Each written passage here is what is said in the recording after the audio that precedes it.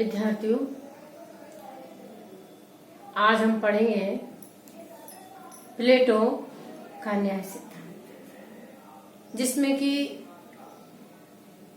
प्लेटो के अनुसार न्याय के प्रकार कौन कौन से हैं। देखिए, प्लेटो न्याय का निवास स्थान उसने मानव आत्मा को माना है और मानव आत्मा का ही विराट रूप राज्य को मानता है और इस आधार पर न्याय का निवास स्थान राज्य में भी पाया जाता है। और इस प्रकार से न्याय के निवास स्थान के आधार पर वो न्याय के दो प्रकार बताता है। पहला व्यक्तिगत न्याय और दूसरा सामाजिक न्याय। उसका मानना है कि वैयक्तिक या व्यक्तिगत न्याय की तुलना में सामाजिक न्याय को समझना ज्यादा आसान है, क्योंकि उसका ये मानना है कि मानव आत्मा छोटे छोटे अक्षरों में लिखी गई छोटी पुस्तक है और राज्य बड़े अक्षरों में लिखी गई बड़ी पुस्तक है। तो जिस प्रकार छोटे छोटे अक्षरों में लिखी गई पुस्तक की तुलना में बड़े बड़े अक्षरों में लिखी गई बड़े आकार की पुस्तक को समझना ज्यादा आसान होता है, उसी प्रकार व्यक्तिक न्याय की तुलना में सामाजिक न्याय को समझना ज्यादा आसान होता है। और इस प्रकार व्यक्तिक न्याय को समझने के लिए सबसे पहले हमें सामाजिक न्याय को समझना पड़ेगा। अब सामाजिक न्याय क्या है? प्लेटो का ये मानना है कि मनुष्य की आर्थिक आवश्यकताओं की पूर्ति के लिए किसी भी समाज की शुरुआत होती है और इस समाज में या इस समाज का निर्माण उस समाज में जो कृषक हैं, पशुपालक हैं या जो वहां पर हमें कह सकते हैं दस्तकार हैं, व्यापारी हैं, नाविक हैं, उनके द्वारा किसी समाज का निर्माण प्रारंभ होता है या समाज का निर्माण होता है। और ऐसे समाज को अपने जैसे अन्य समाजों से अपनी संपत्ति की सुरक्षा के लिए उन्हें सैनिक वर्ग की आवश्यकता होती है और उसके बाद उस समाज के शासन के संचालन के लिए शासक वर्ग की आवश्यकता होती है। और इस प्रकार से हम कह सकते, उनका कहना है कि समाज में तीन वर्ग पैदा होते हैं। एक उत्पादक वर्ग जो कृषकों, पशुपालकों और दस्तकारों से मिलकर बनता है, और दूसरा सैनिक वर्ग और तीसरा शासक वर्ग। और इस प्रकार से उसका राज्य त्रिवर्गीय राज्य है और इस त्रिवर्गीय राज्य में ही प्लेटो का न्याय पाया जाता है, या ऐसे त्रिवर्गीय राज्य में ही उसका न्याय पाया जाता है या न्याय का निवास स्थान होता है। अब उसका ये मानना है कि या जो त्रिवर्गीय समाज है उसी में सामाजिक न्याय पाया जाता है। अब उसका ये मानना है कि जो सामाजिक न्याय है वो सभी समाजों में पाया जाता है। प्रत्येक समाज में उस सामाजिक न्याय की मात्रा भिन्न भिन्न हो सकती है। उसका मानना है कि जिस समाज में सामाजिक न्याय की मात्रा अधिक होती है वह उतना ही अच्छा समाज होता है।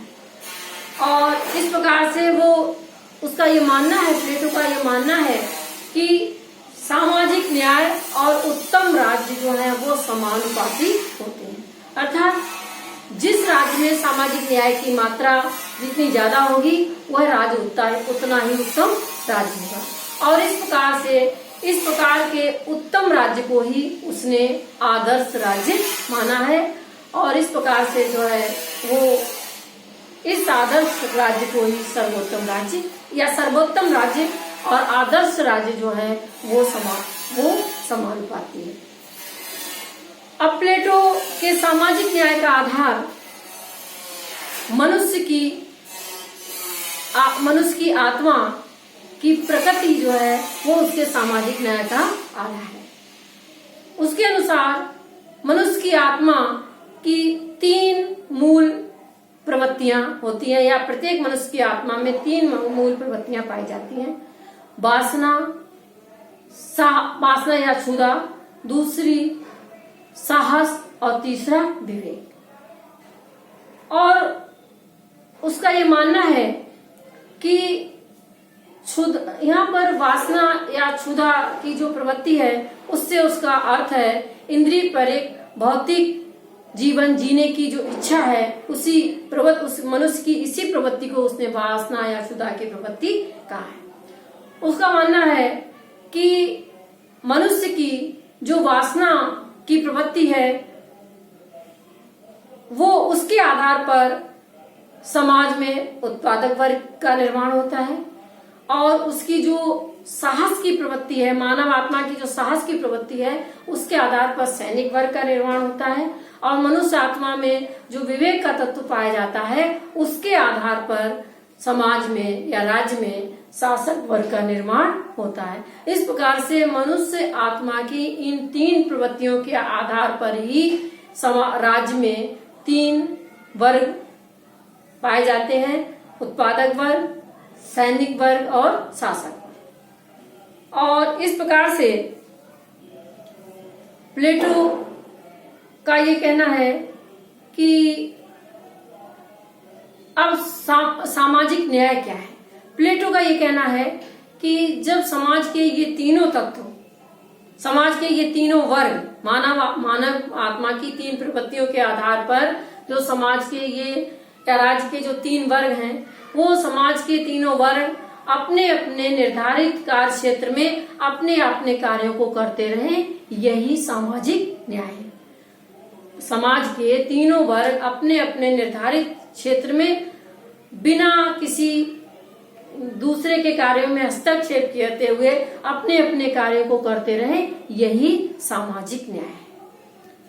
और इस प्रकार से प्लेटो जो है का ये जो मानना है कि प्रत्येक व्यक्ति अपने अपने कार्य को करे, इसके पीछे भी उसका तर्क ये है कि प्रत्येक व्यक्ति को एक ही कार्य करना चाहिए और वो कार्य वह होना चाहिए जो उसकी आत्मा की मूल प्रवृत्ति के अनुसार या उस मनुष्य की आत्मा में 3 प्रवृत्तियों में से जो मूल प्रवृत्ति की प्रधानता हो। यदि किसी व्यक्ति में